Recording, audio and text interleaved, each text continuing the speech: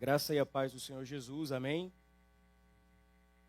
Meus queridos, eu confesso estar muito feliz em participar desse momento que não é apenas especial, mas também histórico para a nossa amada igreja, que nesses um pouco mais de 90 anos vive esse momento tão solene de recebermos o nosso novo pastor, o pastor Diego, que sem sombra de dúvidas, entre nós já possui marcas do ministério pastoral muito evidentes em sua vida, e nós podemos testemunhar disso e reconhecer como igreja. Então esse movimento do Espírito deve ser louvado por nós, e diante disso, dessa realidade, nosso desejo é trabalharmos juntos para que o reino de Deus continue avançando e a sua obra continue sendo expandida por meio da segunda igreja. Deus abençoe pastor Diego, Nadine, que o Senhor possa fortalecê-los. Nós como igreja, de fato, estamos felizes e nos deleitamos nesse momento. Eu penso, meus irmãos, que toda oportunidade que temos de falar sobre o ministério pastoral, em especial as suas marcas e características, é sempre uma boa oportunidade. E em ocasiões como essa, ou ordenação, a posse de um novo pastor, penso que nos faz necessário relembrarmos algumas verdades bíblicas sobre essa nobre missão, essa nobre tarefa que é a missão do pastoreio. Portanto, eu quero convidar a igreja a abrir a Bíblia na primeira carta de Pedro, capítulo 5. Apenas os primeiros 4 versículos, onde o apóstolo nos traz, de fato, boas orientações para o ministério pastoral em uma perspectiva dupla, tanto para a tarefa do pastor, como para o reconhecimento da igreja a esse ministério. 1 Pedro, capítulo 5, versos 1 a 4, diz assim a palavra de Deus. Portanto, apelo para os presbíteros que há entre vocês, e o faço na qualidade de presbítero como eles, que testemunha dos sofrimentos de Cristo, como alguém que participará da glória a ser revelada. Pastoreiem o rebanho de Deus que está aos seus cuidados. Olhem por ele, não por obrigação, mas de livre vontade, como Deus quer. Não façam isso por ganância, mas com o desejo de servir. Não hajam como dominadores dos que foram confiados a vocês, mas como exemplos para o rebanho. Quando se manifestar o Supremo Pastor, vocês receberão a imperecível coroa da glória. Amém, meus irmãos? Vamos a mais uma palavra de oração? Nosso Deus amado, estamos diante da Tua bendita palavra, nesse culto tão solene, e a nossa oração sincera é que o Senhor apresente-nos as verdades do ministério pastoral para que tenhamos uma assertividade naquilo que o Senhor nos apresenta como missão para ou a partir do dia de hoje. Nos colocamos em inteira atenção e reverência à Tua palavra e pedimos que ela possa trazer as aplicações tão necessárias para os nossos dias. Rogamos assim por Cristo Jesus. Amém. Meus irmãos, há um provérbio antigo que diz que a vida de um ministro é a vida do seu ministério. Eu particularmente concordo muito com essa máxima, porque penso que essas duas coisas não podem estar desassociadas uma da outra. A grande realidade é que, assim como o capitão de um navio não pode separar sua vida pessoal da sua responsabilidade de guiar o navio em segurança, o pastor não pode separar sua vida pessoal do ministério. De modo que me parece no texto bíblico que essas duas coisas se complementam. Portanto, o que ele, o pastor, é em privado, reflete diretamente na sua vida pública e, em especial, no seu ministério. Sua integridade, seu caráter, seu relacionamento com Deus são, portanto, o alicerce do seu trabalho. Nessa perspectiva, o pastor não faz o ministério, ele é ministro. Pedro, ao escrever aos presbíteros, nessa ocasião, ele não vai reforçar as técnicas de liderança ou estratégias para fazer a igreja crescer.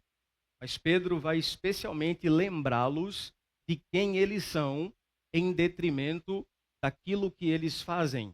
E essa ordem é interessante, porque em uma ocasião como essa, nós devemos lembrar de fato o que os pastores são em detrimento daquilo o que eles fazem.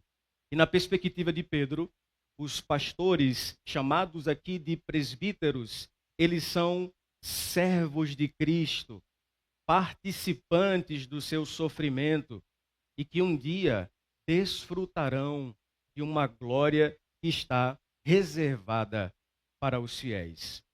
Portanto, eu diria que a vida do ministro é o coração do seu ministério. Observe, portanto, que nas palavras de Pedro, mais vale quem o pastor é do que o que ele simplesmente faz. Observe, meus irmãos, o apóstolo Pedro compreendia bem essa realidade. Escrevendo agora a esses presbíteros que estavam na região da Ásia, os cristãos das igrejas dispersas, ele vai reforçar a imagem do pastoreio com algumas marcas. E pelo menos 3 imagens surgem aqui do texto que me chamam a atenção, que marcam o ministério pastoral: serviço, exemplo e recompensa.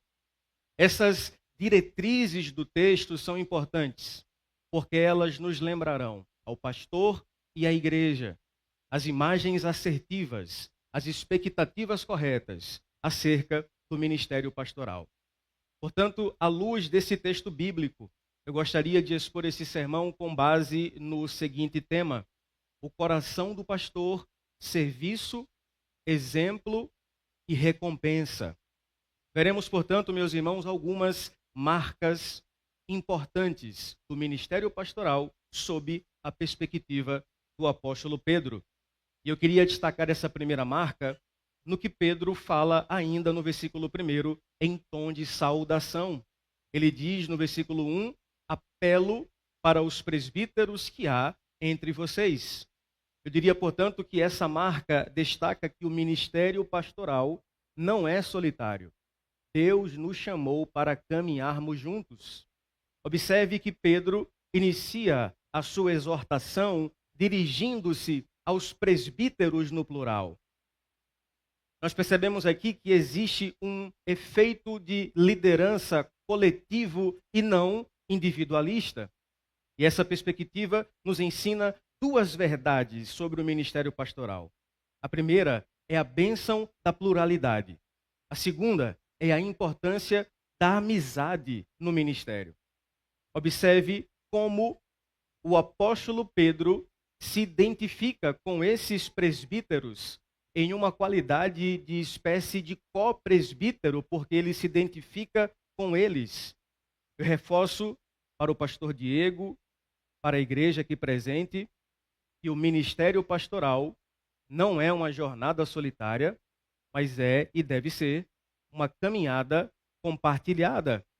Pedro não se dirige nessa ocasião a um único líder, mas aos presbíteros no plural, mostrando que a jornada pastoral ela é feita em uma missão compartilhada. Nessa pluralidade há sabedoria, nessa pluralidade há equilíbrio, onde dons e talentos se completam para a glória de Deus. Além disso, essa pluralidade protege a igreja do autoritarismo e protege o pastor do isolamento. Observe que Pedro se identifica com esses presbíteros, com esses pastores, e lembra-os que a igreja não é um reino pessoal, é, na verdade, o rebanho de Deus em suas palavras. As palavras do apóstolo Paulo aos Filipenses: o Senhor, nosso Deus, cerca pastores de oficiais bíblicos, diáconos e presbíteros. Meus amados irmãos, essa pluralidade nos leva a uma segunda marca ainda dentro disso, que é exatamente a amizade no ministério. Pedro diz: eu vos escrevo ou escrevo aos presbíteros na qualidade de um de vocês. Nós sabemos que Pedro era apóstolo e, portanto, poderia assumir a sua prerrogativa apostólica e se identificar como acima deles, mas, na verdade, o apóstolo Pedro se identifica com esses presbíteros, colocando-se ao lado deles e não acima, se enxergando como um companheiro de jornada. Eu diria, pastor Diego, que a amizade no ministério é um presente de Deus. Pastores devem ter amigos em que possam caminhar e dividir o peso do ministério. É mentira do diabo que pastor não tem amigos que não os deve ter. O ministério pastoral é muitas das vezes solitário, a carga emocional e espiritual, ela é esmagadora, e ter amigos no ministério é ter a garantia de não estar só. Ter amigos no ministério é ter um antídoto contra o desânimo e um caminho para a fidelidade. Francis Bacon disse que a amizade multiplica as alegrias e divide as tristezas. Eu diria que um pastor sem amigos é um soldado sem companheiros de batalha. Ele pode até lutar, mas sem dúvidas a vitória será muito mais sacrificial, difícil e solitária. Um amigo é alguém que conhece a canção do seu coração e pode cantá-la para você quando você a esqueceu, disse Dona Roberts. Minha sincera oração, pastor Diego, é que você encontre e desfrute de boas e sinceras amizades no ministério. E que a Ciba seja uma fonte de amizade para o seu pastor.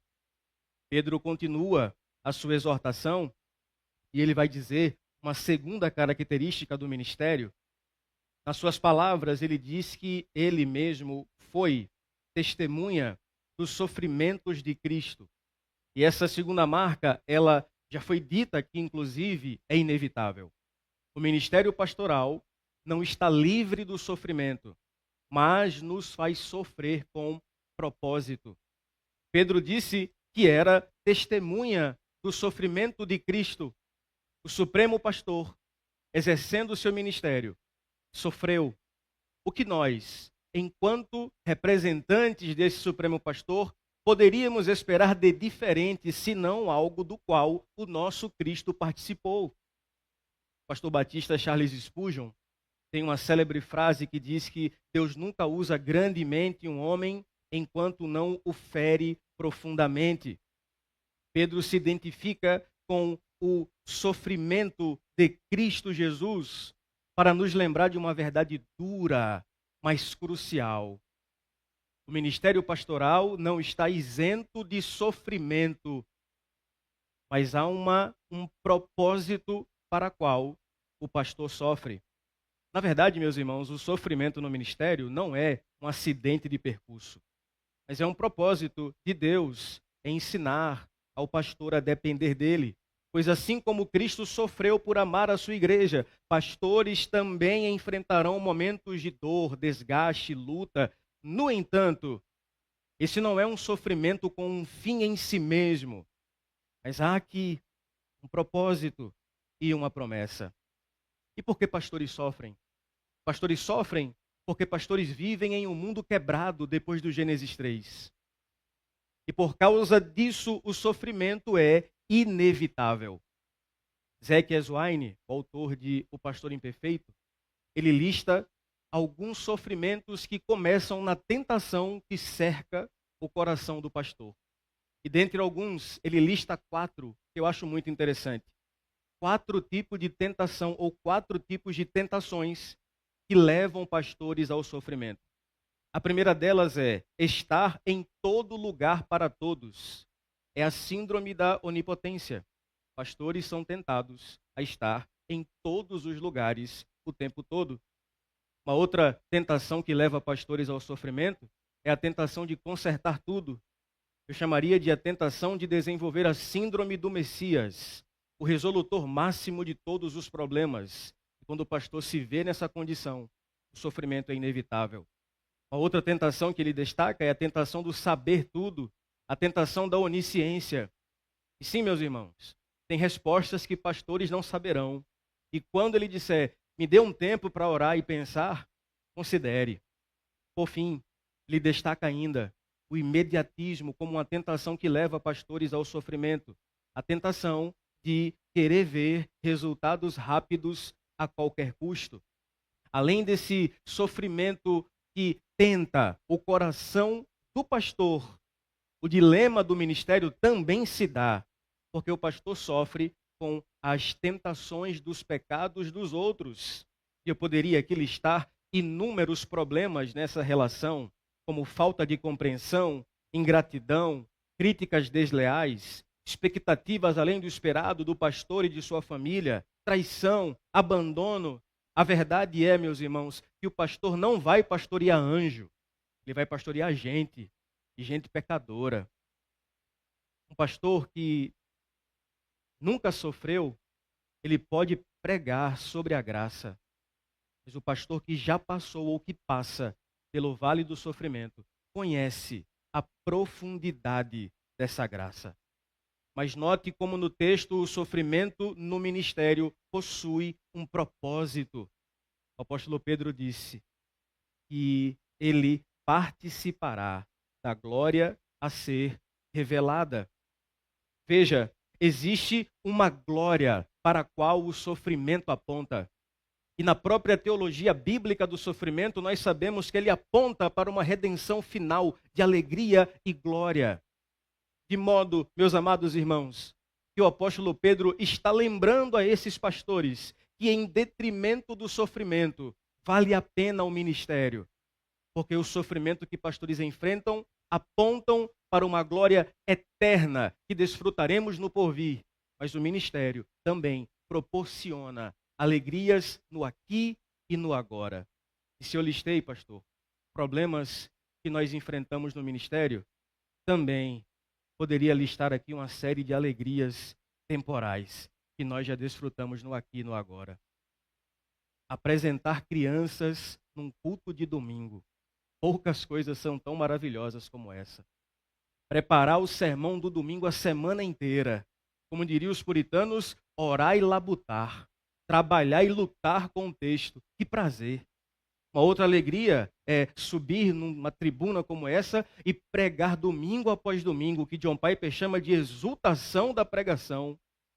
Casar pessoas. Ver um casal assumindo um compromisso diante de Deus e da igreja. Discipular, ver pessoas crescendo em Cristo. Celebrar a ceia do Senhor. Batizar pessoas. Administrar as ordenanças. Essas pequenas alegrias que pastores vivem aqui e agora apontam para uma alegria eterna, aonde desfrutaremos do nosso Senhor para sempre. Portanto, meus irmãos, o ministério pastoral é marcado por sofrimento, ao tempo que vive essa tensão maravilhosa, porque ele também pode nos apresentar muitas alegrias. Uma terceira marca que o apóstolo Pedro destaca ainda no seu texto está no versículo 2. Eu diria que essa marca nos lembra que o ministério pastoral possui prioridades pastorais. Olha o que Pedro diz no verso 2. Pastoreiem o rebanho de Deus que está aos seus cuidados. Olhem por ele, não por obrigação, mas de livre vontade, como Deus quer. Não façam isso por ganância, mas com o desejo de servir.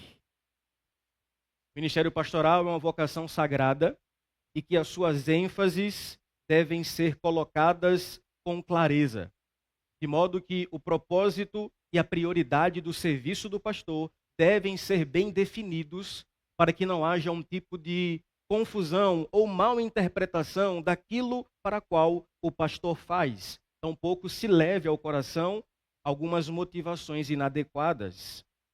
Muitos acreditam que o pastor ele deve assumir todas as condições. Para muitos o pastor é psicólogo, terapeuta, pedreiro quando precisar, e de vez em quando ele é pai e esposo. Só que nós percebemos aqui, meus amados irmãos, que o apóstolo Pedro indica que no ministério do pastor as ênfases devem ser pastorais. E Pedro começa dizendo pastoreiem.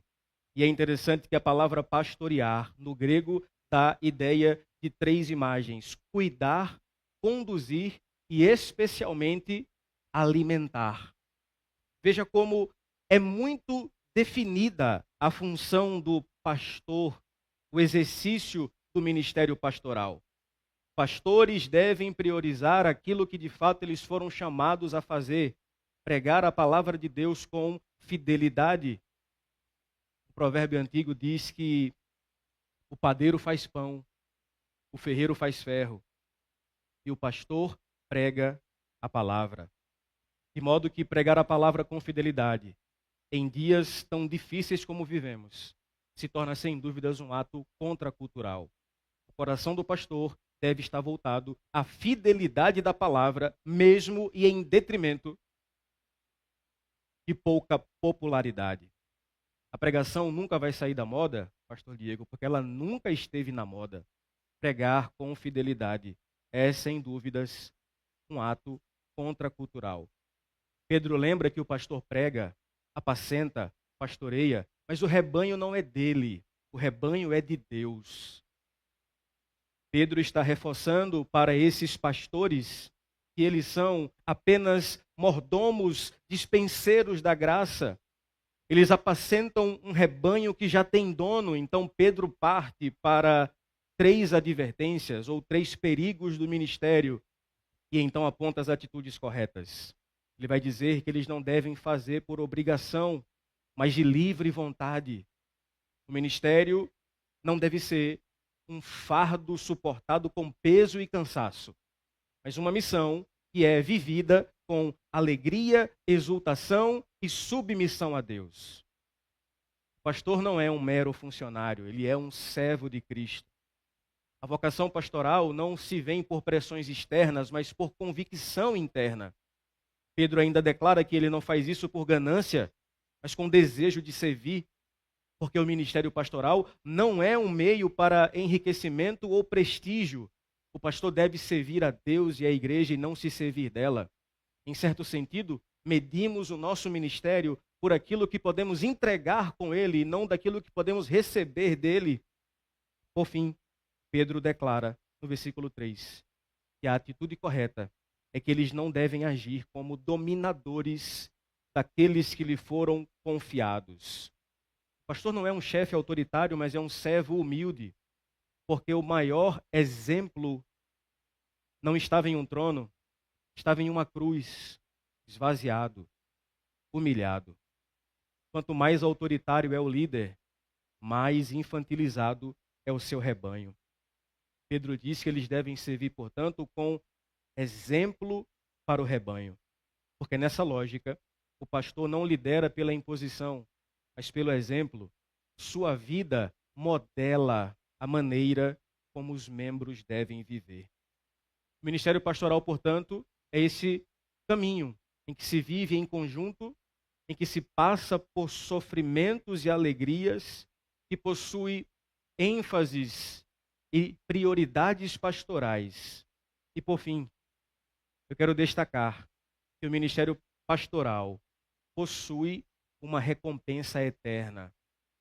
O apóstolo Pedro diz no verso 4: quando se manifestar o Supremo Pastor, vocês receberão a imperecível coroa da glória. Que bênção, meus irmãos. Depois de exortar os pastores sobre suas responsabilidades e caráter, o apóstolo Pedro vai lembrá-los que existe uma gloriosa promessa para os pastores fiéis. O Supremo Pastor retornará e os recompensará. Pastor Diego, no ministério, nós compartilhamos o sofrimento de Cristo, mas um dia compartilharemos da sua glória. O pastor hoje alimenta o rebanho, mas um dia ele se assentará à mesa com o Supremo Pastor e será servido por ele. O pastor hoje cuida de ovelhas, mas um dia estará diante do Cordeiro de Deus. Charles Spurgeon, mais uma vez o citando, disse certa feita que se Deus o chamou para ser pastor, Não se rebaixe ou não rebaixe a sua vocação sendo um rei. Que privilégio indescritível servir a Deus e servir o seu povo. Eu quero concluir com uma reflexão de Eugene Peterson em seu livro O Pastor Contemplativo. No capítulo 8, esse capítulo é muito interessante, porque ele intitulou esse capítulo com o seguinte tema: Preso ao Mastro. E ele faz uma comparação muito interessante e adequada para o ministério do pastor, especialmente o pastor que está sendo empossado em uma noite como essa. Preso ao Mastro é uma história baseada naquela famosa história de Ulisses na Odisseia de Homero. E na Odisseia de Homero, Ulisses enfrentava vários desafios em sua jornada de volta para casa depois da batalha de Troia. E um dos episódios mais icônicos é quando ele e seus homens voltam para casa e precisam passar pela Ilha das Sereias, que eram criaturas míticas e que encantavam os navegantes com o seu canto sedutor. Sabendo do perigo, Ulisses segue os seus conselheiros e sugere que eles tomem duas precauções. A primeira é que toda a sua tripulação tampe os seus ouvidos com cera, para que ninguém ouça o canto das sereias. A segunda é que ele pede para ser amarrado ao mastro do navio, de modo que ele vai ouvir o canto da sereia ou das sereias, mas por estar preso ao mastro do navio de forma alguma, ele vai ceder à tentação de se desvencilhar e ir ao encontro delas. Não importa o que houvesse, os seus homens não deveriam soltá-lo de forma alguma. Ao passar pelas sereias, Ulisses se desespera e começa a ouvir o canto delas e, seduzido por aquele canto, ele tenta se desvencilhar, mas não consegue, porque ele estava preso ao mastro do navio. Eugene Peterson, então, brilhantemente, parafraseou essa história que faz conexão com a imagem de um novo pastor que é recebido por sua igreja. E me permita, pastor Diego, meu amigo, recitar essa história. Em meu nome, em nome do colegiado, em nome dos oficiais dessa igreja, em nome desse seu povo. Pastor, precisamos de ajuda para manter nossa fé viva, precisa e intacta.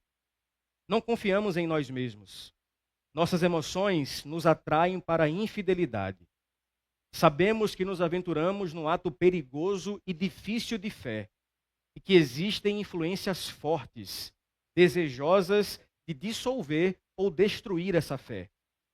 Queremos que nos ajude, seja nosso pastor, um ministro da palavra e das ordenanças em todas as diferentes partes e estágios de nossas vidas, em nosso trabalho e recreação, com nossos filhos e nossos pais, no nascimento e na morte, em nossas celebrações e tristeza, naqueles dias em que a manhã se inicia com um sol radiante e naqueles dias em que o tempo está sombrio.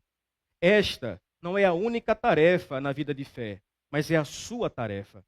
Encontraremos outra pessoa para fazer as outras tarefas importantes e essenciais.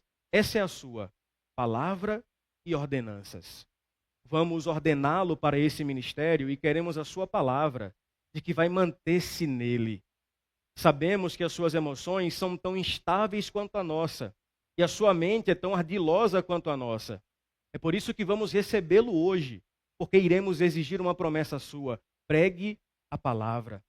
Sabemos também que haverá dias e meses, talvez anos, quando não teremos vontade de crer em nada e não queremos ouvir nada de você. Sabemos que haverá dias e meses, talvez anos, quando você não terá vontade de dizer nada. Não faz mal, faça isso. Você está ordenado para esse ministério, comprometido com ele. Palavra e ordenanças. Haverá épocas em que iremos a você em comitê ou delegação e exigiremos que nos diga algo além do que estamos lhe dizendo agora. Prometa neste momento que não cederá ao que estamos exigindo de você. Você não é ministro dos nossos desejos inconstantes. Com esses votos de recebimento, estamos prendendo você com toda a força ao mastro da palavra e das ordenanças, de modo que não poderá atender à voz das sereias. Pregue a palavra. Você está preso ao mastro. A grande verdade é que no ministério pastoral existem muitas sereias que podem tentar desviar o pastor do seu verdadeiro chamado. Desejo humano, a tentação de tornar seu ministério maior do que aquilo que ele foi chamado para fazer, a pressão por ser relevante culturalmente, o perigo do ativismo e do cansaço em detrimento da família, todas essas coisas são cantos de sereia. Elas vêm para distrair o coração do pastor. Lembre-se, pastor Diego, tu, porém, está preso ao mastro da palavra e das ordenanças. Pregue a palavra. Eu concluo, meus irmãos, fazendo eco ao que o nosso pastor Oséias acabou de nos dizer. O amor sustenta o ministério. Esse mesmo Pedro que está encorajando e exortando os presbíteros dessas igrejas, um dia, em um momento crucial, falhou em seu ministério. Aquele dia em que Pedro negou o seu Senhor por 3 vezes. Mas aquele não foi o final do ministério de Pedro. Alguns dias depois, na beira da praia do Mar da Galileia, o Senhor Jesus aparece para Pedro e em uma conversa restauradora, lhe faz a mesma pergunta por 3 vezes. Pedro, tu me amas? E as 2 primeiras respostas de Pedro, elas são idênticas e retas. Sim, Senhor, tu sabes que te amo. O Senhor Jesus então insiste e pela 3ª vez pergunta, Pedro, tu me amas? Até que Pedro, desnudado das suas pretensões humanas, totalmente rendido, diz, Senhor, tu sabes todas as coisas. Tu sabes que eu te amo. É como se Pedro dissesse há dias atrás, eu confiei nos meus instintos e no meu coração enganoso. Senhor, dessa vez, tu sabes melhor que eu. Eu não quero basear a minha vida no meu temperamento. Eu não quero basear a minha vida nos meus próprios impulsos. Senhor, tu sabes que eu te amo. O que mudou da resposta final para as respostas anteriores é que agora Pedro não mais confiava nas suas próprias forças. Porque quando ele confiou, ele caiu. Agora, meus irmãos, diante de Jesus, Pedro reconhece a sua incapacidade. Aí, como bem disse pastor Oséias, o ministério pastoral ele é estabelecido. A partir da confissão de Pedro, Senhor, eu te amo e tu sabes disso. Então o Senhor Jesus fala, apacente as minhas ovelhas. Apacente as minhas ovelhas. Antes do pastor liderar, pregar, ensinar, o pastor precisa amar. Antes de qualquer coisa, o ministério pastoral não é sobre posição, conhecimento ou autoridade. É sobre amor. Eu diria, pastor Diego, que o coração do pastor está à frente do seu cajado. Pastorado, portanto, não é sustentado por talento, por força ou por posição, mas pelo amor. Quem ama Cristo, ama as suas ovelhas. Como é bom, meu amigo, enxergar essas características pastorais em sua vida. Como é bom perceber o quanto você ama Cristo, o quanto você ama essa igreja e o quanto essa igreja te ama. Palavra e ordenança. Você está preso ao mastro. Que Deus nos abençoe. Que essa igreja siga viva, operante, crescendo, missionária para a glória de Deus. Deus abençoe, meus irmãos. Vamos orar mais uma vez? Deus querido e amado, obrigado por vivermos esse momento tão especial. Louvamos o Senhor, pois o Senhor tem nos dado a oportunidade de vivenciar a história sendo escrita. Acreditamos que o Senhor dá pastores às igrejas e temos a convicção clara de que esse mover do teu Espírito, por meio da tua igreja, culmina com esse momento tão glorioso. Nossa oração é que o pastor Diego possa exercer seu ministério com autoridade, possa exercer seu ministério com sabedoria, com equilíbrio, com mansidão, mas sobretudo, Pai, que ele esteja debaixo do teu Espírito e possa ser um farol de luz, anunciando a verdade a partir deste púlpito ou a partir do mundo lá fora. Que essa cidade perceba, Pai, a influência desta igreja a partir do ministério do teu Filho. Eu oro para que o Senhor nos capacite a, como igreja, viver a realidade da missão. Que nós possamos, ó Pai, nesse ato tão maravilhoso de amar o Senhor, amar uns aos outros, honrar os nossos pastores e servir ao Senhor. E que tudo isso resulte em glória e louvor ao teu santo e eterno nome. Assim, Senhor, louvamos a Ti, por Cristo Jesus. Amém e amém. Deus abençoe, meus irmãos. Deus abençoe, pastor Diego.